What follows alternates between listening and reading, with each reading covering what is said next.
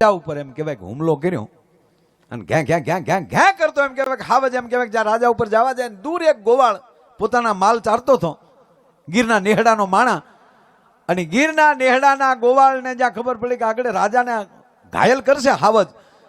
એ ન્યા ઊભા ઊભા એમ કહેવાય કે લાકડીની આમાં કહેવાય કાંટી ફેરવી અને ગીરનો હાકલો મારીને હે હે હે કરીને જેમ કહેવાય છૂટી લાકડીનો જ્યાં ઘા કર્યો એ હાવજના ખોપરામાં આવ્યો હાવજ આટી ખાય અને પાછો ફરી ગયો હાવજ વયો ગયો પણ રાજાને થયું ભાઈ ભાઈ ભાઈ જવાન એણે મને જીવતદાન આપ્યું પોતાના ઘોડાથી નીચે ઉતરી અને ગોવાળને બોલાવે છે અને ગોવાળને કહે છે દોસ્ત ક્યાં રહે છો બસ અહીંયા મારું નેહડું છે આગળ અમે તો ગીરમાં રહેનારા છે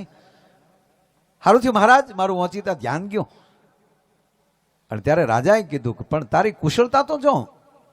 એક ક્ષણની જો વાર લાગે તો હાવજનો પંજો મારા ઉપર પડી જાય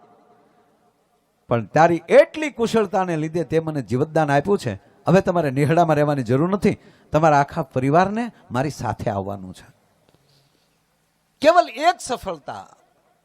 જીવનમાં મને તમને ક્યારે ગંગા સતીએ કીધું કે વીજળીને સમકારે મોતીડા પરોવો પાનબા આ ગોવાળનો વીજળીનો સમકારો હતો એમ આપણને જીવનમાં ઘણીવાર એવા સમકારા થતા હોય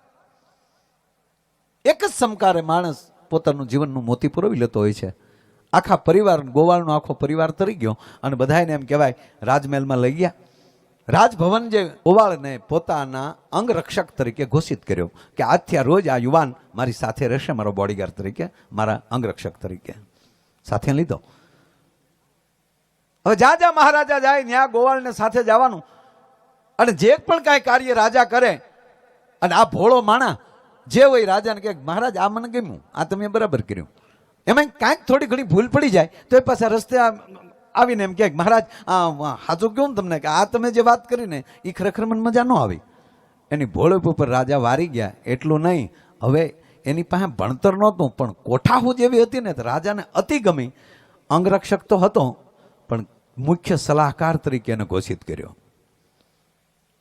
હવે જોજો ઘટના એવી બની જ્યાં આ માણસ એક તો એનો બોડીગાર્ડ બની ગયો એમાં મુખ્ય સલાહકાર બની ગયો પણ રાજાની આજુબાજુ જે બીજા હતા એને આ ખટકવા મળ્યો કે આ ક્યાં વશમાં ફાડ આવી યાર હવે રાજા આપણને પૂછતા જ નથી બધું જે છે એ આ કેમ નીકળે એની કોશિશ કરો એ મંડળ હતું એ કામે લાગી ગયું કે આ ગોવાળ ભૂલમાં ક્યારે આવે આ માણસ ભૂલમાં ક્યારે આવે રાજા સામે સાબિત કરી દે જેથી કરીને એને કાઢી મૂકે પણ ઘટના એવી ઘટે જ્યારે જ્યારે આ ગોવાળને સમય મળે મહારાજા પોતાના સ્વયંકક્ષમાં હોય અથવા તો કંઈક પોતાના કામે હોય અને ક્યાંય જવાનું ન હોય ત્યારે આ માણસ એકલો એક દૂર એક નાની ઓરડી હતી એની અંદર રોજ 1 કલાક વયો જાય જ્યારે સમય મળે ત્યારે 1 કલાક વયો જાય એટલે ઓલા લોકોને નક્કી કરી લીધું કે આ ઠીક કાંઈક છુપાવા જાતો લાગે એ તો જે કામ કરતા હોય એને જ એવું લાગે ને કે આને એમ થયું છે કે રાજા કેદી કાઢી મૂકે કઈ નક્કી નહીં એની કરતા અત્યારે જે હાથ વગું કરી અને આપણે એક બાજુ હંગરો કરીએ જય હો બાપા જય હો હા હા હા કોણ એ કે બાપુ કે થાકી ગયા હું પણ કોણ એમ સલાહ જય હો મારા બાપ વાહ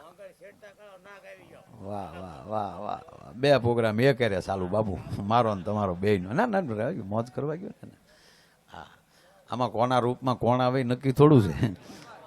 હા ગોવાળ આવ્યા કે રાજા આવ્યા કે ભગવાન આવ્યા કાંઈ નક્કી નથી પણ એને બાપુને સલામ ધરવી थी जूनागढ़ से आए हैं मिलेंगे शिवरात्रि के मेले में बाबा એની મોજ હોય ને વાત એટલી એટલે ઓલા લોકોએ નક્કી કર્યું કે નક્કી આ ગોવાળ છે એ કાંઈક રાજાની રાજમાલી ચોરી કરીને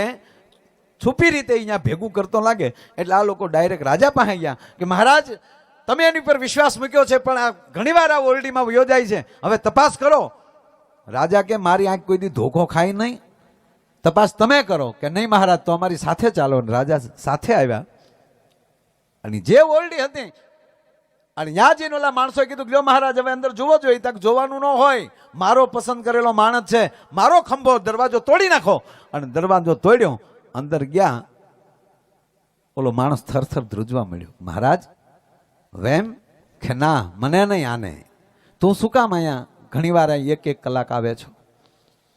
અને સાહેબ ઓરડીમાં જોયું ને, સાંભળવા જેવી તો હવે વાત છે. એ ઓરડીમાં જોયું ને તો એક નાની એવી પોટકી પડી હતી. એક એની હારે જે માલ ચારવામાં લાકડી રાખતો હતો એ લાકડી હતી અને એક અરીસો હતો.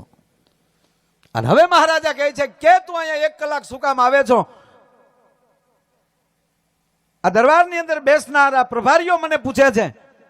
કારોબારીઓ પૂછે છે. હવે દે જવાબ. આ કારોબારીઓ છે, પ્રભારીઓ બેઠા છે.